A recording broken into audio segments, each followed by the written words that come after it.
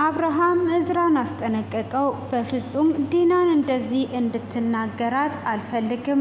ሙሉ መፍት አለህ እዚህ ቤት የመኖር ሆኖም ግን ለሚስቴ ክብር እንድትሰጣት እፈልጋለሁ። በዚህ አይነት እንድትናገራት አልፈልግም ብሎ ቢለውም እንግዲህ እዝራ ያንን ነገር ሊሰማ አልቻለም። ዲናና ዶክተር እርብቃም ደግሞ ለምንድን ነው ኑጽና ዶክተር እርብቃም ዲና ነፍሰ ጡር እንዳልሆነች ለምን ቼክ አናደርግም?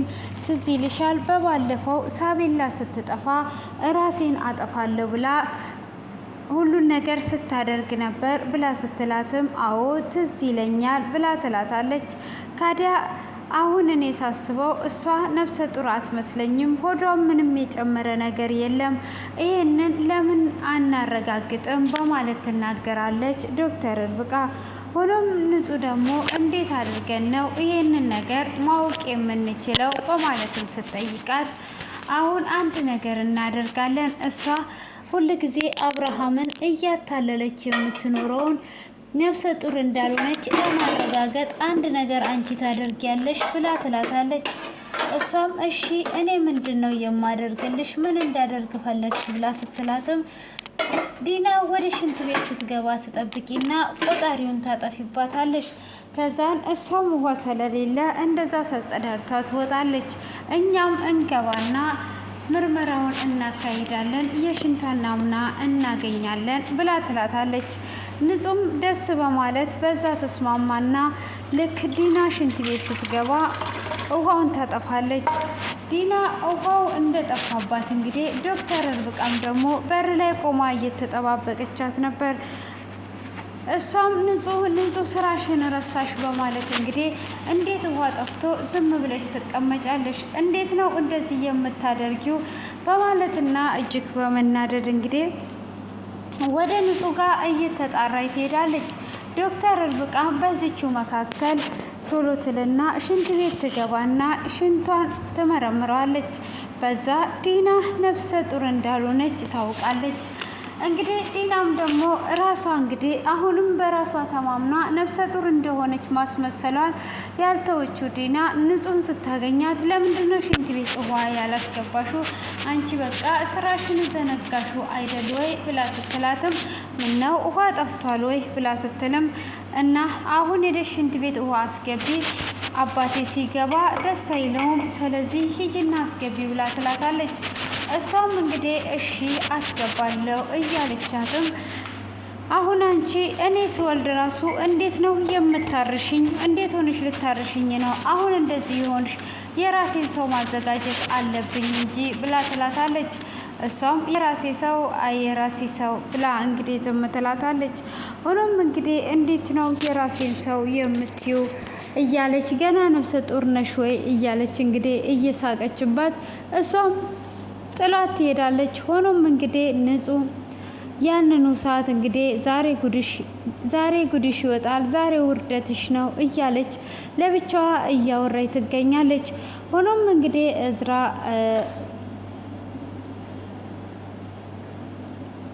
የማርኮ ክፍል እንደገባ ሁሉንም ነገር ካየ በኋላ እንግዲህ ንጹህ ደግሞ እንደምናውቀው በሱ ፍቅር ተይዟለች። እንግዲህ ቁልጭንም እየረሳችው መታለች ማለት ነው። እንግዲህ ቤቱን እየጠረገች ቆማ እሱን ብቻ እያሰበች ነበረ። እንግዲህ እሱን ብቻ እያሰበች ዶክተር እርብቃም ታያታለች። እሷም እንግዲህ ስታያት ሁሉ እያየቻት አልነበረም ማለት ነው። ዶክተር እርብቃም እንግዲህ እሷን እያየች ኤፍሬምን ታስባለች። የሆነ ወቅት ላይ እኔም እንደዚህ አድርጎኝ ነበር፣ አይንጹ አንቺንም እንደዚህ እያረገሽ ነው፣ አሁን እየተረዳሽኝ ነው እያለቻት እንግዲህ ንጹህ ምንም ነገር አሰማም ማለት ነው። ሆኖም እሷ እዛው ቤቱን እየጠረገች መጥረጊያውን ይዛ ቆማ እንግዲህ እዝራን እያሰበች ነበረ። እዝራም እንግዲህ ክፍሉን ዞር ብሎ ካየ በኋላ ፌስታል ፍለጋ እየሮጠ ይመጣል። እዝራም እንግዲህ ፌስታል ብሎ ይጠይቃል። ፌስታል ብሎ በሚጠይቅበትም ሰዓት እሷ እንግዲህ ምንም አይነት ነገር በአካል የለችም። ውስጡ ላይ ስለገባች እንግዲህ እሱ በሚናገር ሰዓት እሷ አሰማም። ሁሉም አተኩሮ ያያታል። እንግዲህ ዶክተር እርብቃም ታያትና ኤፍሬምን ታስታውሳለች። አሁንም ከጭንቅላቴ ውስጥ አትወጣም ወይ? መቼ ነው ከጭንቅላቴ ውስጥ የምትወጣው? እያለች እንግዲህ እዝራ ኤፍሬምን እያሰበችው ነው። ሆኖም እንግዲህ በዚህን ሰዓት ንጹህ ምንም ነገር ቢናገሩ ምንም እያየች አልነበረም። እዝራም እንግዲህ አተኩሮ እያያት ነበረ ማለት ነው። እሱም እንግዲህ እያያትን ዶክተር ርብቃም እያየቻትና ኤፍሬም ጋር የነበረውን ነገር እያሰበች ትገኛለች። ሆኖም እንግዲህ እንደዚህም እያሰበች ሳለ በቃ እኔ ልሂድ ትልና ስትሄድም ንጹህን ትጠራታለች። ሆኖም እንግዲህ እዝራ ፌስታል ፈልጌ ነው ብሎ ይላታል። እሺ ብላ እንግዲህ ቤቱ እስኪጠፋባት ድረስ ተደናብሯ ነበረ። በማትሄድበት መንገድ ስትሄድ እንዴ ንጹህ ቤቱ ራሱ ሊጠፋብኝ ነው ወይ እያለች እንግዲህ እየሮጠች ትሄዳለች ማለት ነው። ሆኖም እንግዲህ እየሮጠች ሄዷ ፌስታሉን ታመጣለታለች። እሱም እንግዲህ አተኩሮ እያያት ነበረ። ሆኖም እንግዲህ ፌስታሉን ታመጣና ትሰጠዋለች። ፌስታሉን አምጥታ እንደሰጠችውም ተከትላው ልትሄድ ታስባለች። እሷም ተከትላው ልትሄድ ስታስብ ደግሞ ይሄ እንደዚህ ጭራሹ ነው ፊት ስሰጠው ይጠብራል እንዴ? እንደውም እንደዚህ ኮስተር ብዬ ነው ማውራት ያለብኝ፣ ወደ እሱ ጋር መሄድ የለብኝም ብላ ራሷ ትወስናለች ማለት ነው። ሆኖም እንግዲህ እንደዛ ስትወስንም እሱም ወደ ክላስ ተመልሶ ይሄዳል። አልሄድም ያለችው ንጹህ አሁንም ትከተለውና ትሄዳለች። ትከተለውና ከሄደች በኋላ ፌስታሉን ምን ልታደርግበት ነው? ብፌ ውስጥ ቁምሳጥን ውስጥ ያለውን ልብስ ደግሞ ምን እያደረክ ነው ብላ ስትለው መጀመሪያ ያለውን ብፌውን ስለምፈልገው እያጸዳው ነው ብሎ ይላታል። እሷም እንደዛ አታደርግ፣ ጥሩ አይደለም። አንተ ባርኮንንና ዲናን ስለማታውቃቸው ነው። እነሱ መጥፎ ሰዎች ናቸው። አንተ በሰላም መኖር የምትፈልግ ሆነ ምንም አይነት ችግር አትፍጠር። ስለዚህ የእሱንም ልብስ አታውጣ ትለዋለች። እሱም እንደዛ በሚላት ሰዓት ባርኮ ማን ነው ብሎ ይላታል። እሱም እንግዲህ ባርኮ የዲና ወንድም እንደሆነና ከነሱ እንዲጠነቀቅ ትነግረዋለች። ስላሰብሽልኝ አመሰግናለሁ፣ ምንም አያሳስብሽ፣ ስለዚህ ምንም ነገር አይሆኑም ብሎ አሁንም ልብሱን ይሰበስብና እንግዲህ ይዞ ወደ ታች ይወርዳል።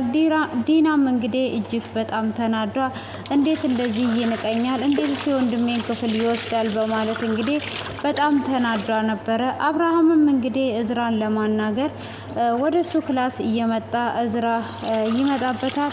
ምነው አብርሃም ፈልገኝ እየመጣ ነበር ወይ ብሎ ሲለውም እሱም አዎ ይለዋል። እሱም እንግዲህ እዚህ ቤት የመኖር ሙሉ መብት አለ፣ ሆኖም ግን ሚስቴን እንድታከብራት እፈልጋለሁ፣ ስለዚህ ይለዋል። ምነው ሚስትክ ልኳክ ነው እንዴ የመጣከው በማለትም ሲናገረው እሱም ግን ሚስቴን አትናገራት፣ ለሚስቴ ክብር ይኑርክ ይለዋል። እሱም እሺ በቃ ጨርሰናል ብሎ ሲለውም አዎ ጨርሰናል በማለት ምላሹን ይመልስለታል። እሱም እንግዲህ ጨርሰናል ብሎ ምላሹን በሚመልስለትም ሰዓት ኦኬ አሁን ከጨረሰን ችግር የለውም ብሎ ይለዋል ማለት ነው። እንግዲህ እሱም ቀጥታ ዲና ወደ እታች ነበረች። ልብሱን በፌስታል እንደያዘ ለዲና ይሰጣታል። ምንድነው ብሎ ሲላትም ብላ ስትለውም የክፍሌ ውስጥ ያለውን ለባለቤቱ እንድሰጪው ነው ብሎ ይላታል። እሷም እጅግ ትናደድና ትናገረዋለች። እንዴት የወንድሜን ልብስ ታወጣለህ በማለት እንግዲህ ስትናገረውም እሱም እየተመላለሱና በንቀት አታናግራት ያለው ልጅ እሱም እንግዲህ ንቆ እያወራት ነበረ። እሱም እንደዛ እያወራ ሳለ አብርሃም ከላይ ሆኖ እያየ ነበረ። ንጹም እንደዛ ከላይ ሆኗ እያየች ነበረ ማለት ነው። እሷም ከዛ ትመጣለች። እንግዲህ ዲናም በትንሽዬ ነገር እንደምትነጫነጭ ያውቃል። እዛም በኋላ እንግዲህ እኔ ዲና ማን እንደሆንኩኝ አላወከኝም፣ ብትጠነቀቅ ይሻላል፣ አርፈ ብትቀመጥ ይሻላል ብላ እንግዲህ ዲናም ትናገረዋለች ማለት ነው። ሆኖም እዝራም አይ አብርሃም እንደዚህ በትንሽዬ የምትንጨረጨር ሚስት ነው ያገባኸው በማለት እንግዲህ እሱም እየተናገረው እና ዲናም እየፎከረችበት አብርሃም ያይና ከዛን እንግዲህ ከደረጃው ይወርድና እዝራን ይናገረዋል። ሁለተኛ ሚስቴን እንደዚህ እንድትናገራት አልፈልግም፣ ሚስቴን እንድታከብር ነው የምፈልገው በማለት ይናገረውና ማስጠንቀቂያ እየሰጠው እያለ ሳቤላ ከፎቅ ትወርዳለች። ሳቤላም እንግዲህ አባዬ ስትል እንግዲህ እሱም ይደነግጣል። ሆኖም እንግዲህ እሷም ወደ ታይ ትወርድና አባቷን ሰላም ትለዋለች። አባቷንም እንግዲህ ሰላም ከአለችው በኋላ እዝራም እንግዲህ ይደነግጣል ማለት ነው። እዝራም እሷን አይቶ በደነገጠበት ሰዓት ሆኖም እንግዲህ እዛ ጋር እየተቆጣው ነበረ። በዛም እንግዲህ አብርሃምም ደንግጧል፣ እሷ ስለመጣችበት ማለት ነው። እሷም አብርሃምን ሰላም እንዳለች አባዬ ይሄ ማን ነው ብላ ትጠይቀዋለች። እሷም በምትጠይቅበት ሰዓት አጎትሽ ነው የእናትሽ ወንድም ነው በማለት ይነግራታል። እሷም ደስ ብሏት አጎቴ ነው በማለት እንግዲህ ታቅፈዋለች። እሱም በአይን ስስት እያያት ደስ ብሎት ሰላም ይላታል ማለት ነው። ሆኖም እንግዲህ ለማርዳም መድኃኒቱን እንድትውጥ አዘጋጅቶላት የሄደውን ማርዳ አልዋጠችም ነበረ። እንግዲህ ከእንቅልፏ ስትነሳ ወንድምየው አልነበረም። እሷም እንግዲህ እጅግ በጣም እየተናደደች ምን እየተፈጠረ ነው፣ የት ነው ያለው እያለች እንግዲህ እቤት ውስጥ እየተንጎራጎደች እያለ ይመጣላታል ማለት ነው ወንድምየው። እሱም እንግዲህ በሚመጣበት ሰዓት እንዴት ነው መድኃኒቱን ያልዋጥሽው? እኔ መድኃኒቱን እንድትውጪ አይደል ወይ በጠዋት ተነስቼ ቁርስ ሰርቼልሽ አዘጋጅቼ የሄድኩት ብሎ ይጠይቃታል። እሷም የት ነበርክ? የት ሄደ ነበረ? ይሄንን መልስልኝ በማለት ትለዋለች። እሱም ለምን እንዳልዋጥሽ እንድትነግሪኝ ነው የምፈልገው ብሎ ሲላትም የጠየኩን ጥያቄ መልስልኝ፣ የት ነው የሄድከው? ብቻ እና አብርሃም ጋር ሄደክ እንዳይሆን ብላ ሲለው አሁን መድኃኒቱን ትውጫለሽ አትውጪም ብሎ ይላታል። የት እንደሄድክ ካልነገርከኝ አልውጥም ብላ ትለዋለች። ሆኖም እና አብርሃም ጋር እንደሄደ ይነግራታል። አብርሃም ጋር የማትሄድ ከሆነ ቃል የምትገባልኝ ከሆነ ነው እንጂ ይሄንን መድኃኒት የምውጠው በፍጹም ይሄንን መድኃኒት አልውጥም ብላ ትለዋለች። እንዴት ነው ይሄንን መድኃኒት የማትውጩ? ቀጥ ብለሽ ትውጫለሽ። በአንቺ መፍት አይደለም የምትውጩ፣ መኖር አለብሽ። እሱ ሚስት አግብቶ እዛ ተንደላቆ ይኖራል። አንቺ ደግሞ እዚህ መድኃኒት አልውጥም ብለሽ ታስቸግሪያለሽ ብሎ እጅግ በጣም እየጮኸ ይናገራታል። ከመጮውም አንስቶ በንዴት እንደ ማልቀስ ድረስ ይደርሳል። ሆኖም እንግዲህ እሷም ትደነግጣለች እየጮኸ ሲያለቅስባት። ቀጥ ብለሽ ነው የምትውጪው፣ በአንቺ ፍላጎት አይደለም። አንቺ ራስሽን መግደል አትችም፣ መኖር አለብሽ። ስለዚህ እኔም ደግሞ ከማደርገው ምንም ነገር ልትከለኪኝ አትችም። ቀጥ ብለሽ ይህንን መድኃኒት ትውጫታለሽ፣ ቁርስሽንም ትበያለሽ።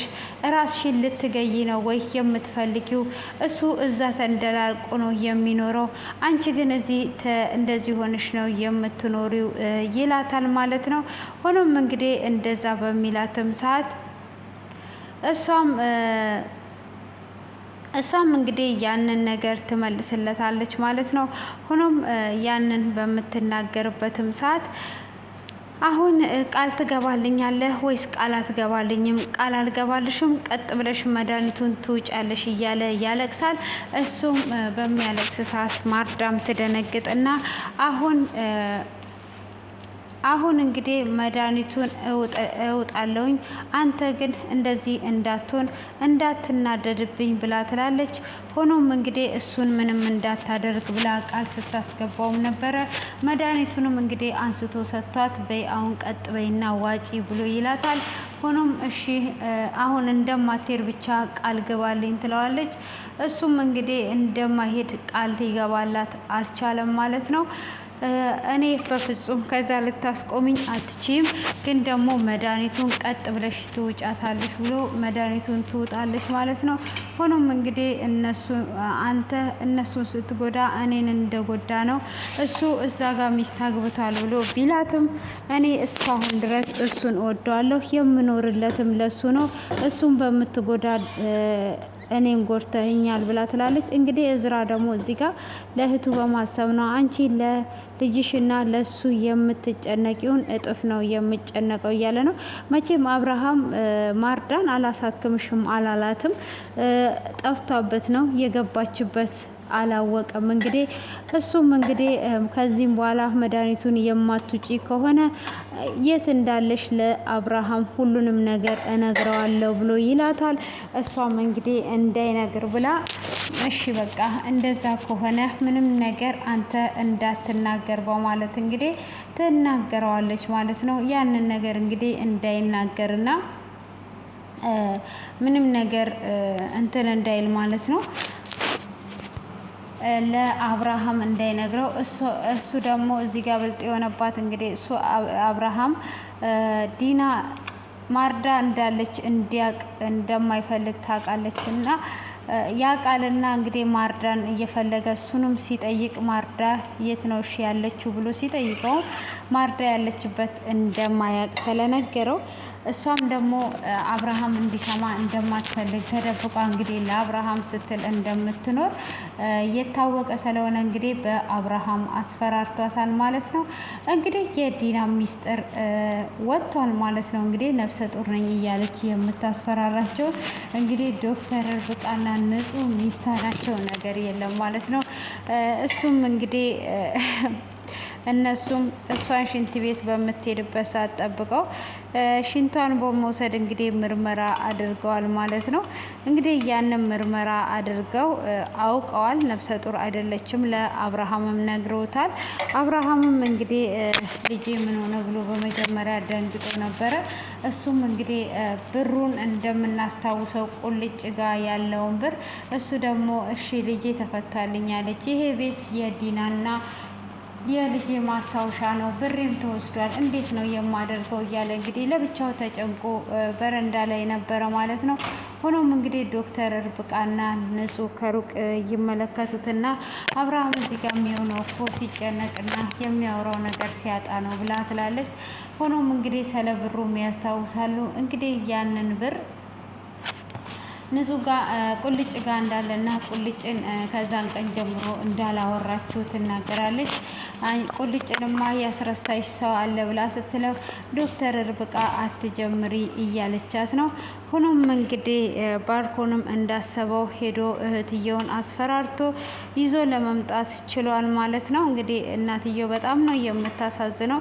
እሱም እንግዲህ በአንቺ ምክንያት ነው አባቴን ያጣሁት፣ በእናቴ ላይ ተደርበሽ ነው በማለት እንግዲህ በቀሉን ላካሄድባቸው ነው ማለት ነው። ልጅቷ እንግዲህ ትምህርቷን ትቷ ለእናቷ መድኃኒት ገዝታ በመጣችበት እንግዲህ እናትየው እንደወሰነች እና ከባርኮን ጋር እንድትኖር ነግሯታለች።